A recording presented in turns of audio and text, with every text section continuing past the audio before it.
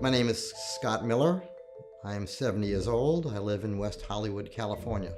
When Adele was 53, 54 years old, my son Dan and my daughter Lauren were mentioning to me they were getting concerned about Adele. 2005, Adele was diagnosed for the first time with early onset Alzheimer's.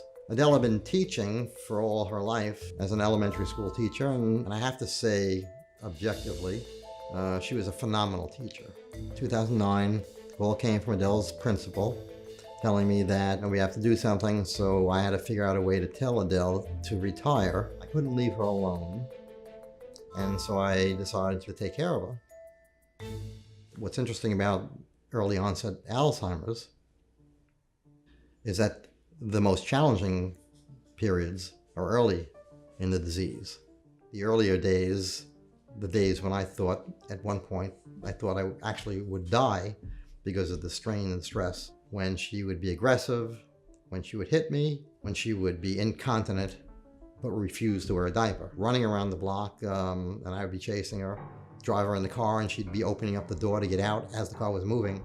Those were the times when I thought I wouldn't make it. This was my wife.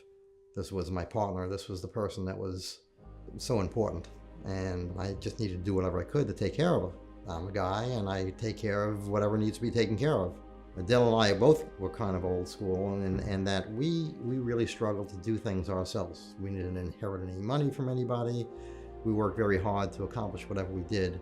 The culture that I was raised in the 1950s, 1960s, the man worked, the woman stayed at home and took care of the kids.